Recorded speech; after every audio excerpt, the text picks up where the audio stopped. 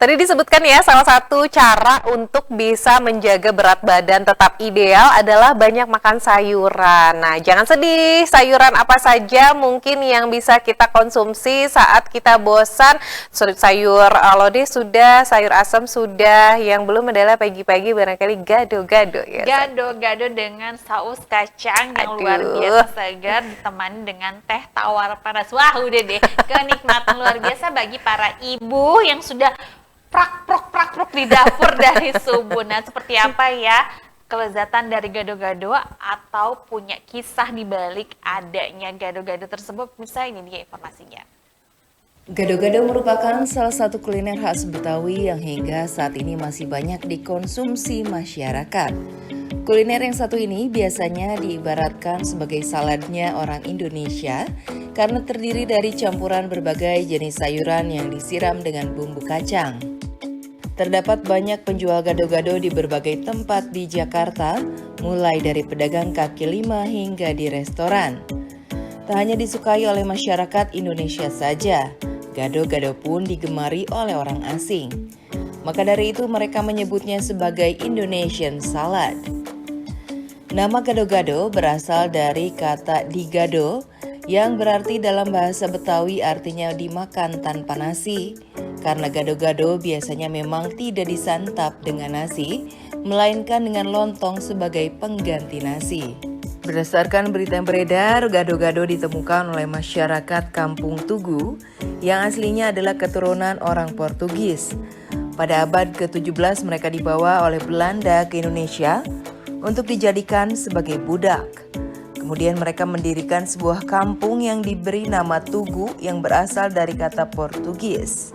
Warga di kampung Tugu ini kemudian melestarikan budaya dan kuliner mereka sendiri. Salah satunya termasuk gado-gado yang berasal dari kata gadu dalam Portugis yang artinya makanan yang dicampur-campur. Dalam versi lainnya, gado-gado juga disebut berasal dari warga Tionghoa.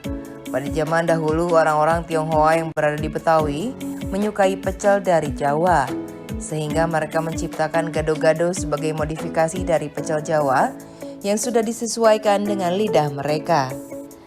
Gado-gado diketahui sudah ada dan populer sejak tahun 1950-an di Jakarta. Hal tersebut berdasarkan lagu berjudul Gado-Gado Betawi yang dinyanyikan oleh Ivo Nila Kresna. Pada masa itu, gado-gado sudah menjadi kuliner yang banyak digemari oleh masyarakat Betawi. Biasanya dalam satu porsi gado-gado sudah berisi berbagai jenis sayuran rebus seperti tauge, tahu, tempe, telur rebus, kentang, dan lontong.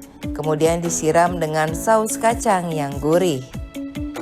Saat ini masih banyak penjual gado-gado yang bisa Anda temukan di seluruh pelosok wilayah di Indonesia, mulai dari kota besar hingga ke pelosok desa. Ternyata cara pembuatannya cukup sederhana. Yang pertama goreng tahu, kemudian angkat dan tiriskan.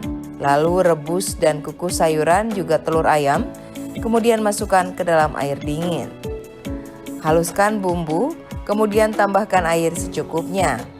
Sesuaikan dengan kekentalan yang diinginkan, lalu beri perasan jeruk dan jangan lupa koreksi rasa. Yang ketiga, potong-potong lontong, lalu tambahkan sayuran rebus dan potongan tahu goreng serta telur rebus, aduk bersama dengan bumbu kacang, dan sajikan dengan taburan kerupuk serta bawang merah goreng. Selamat mencoba!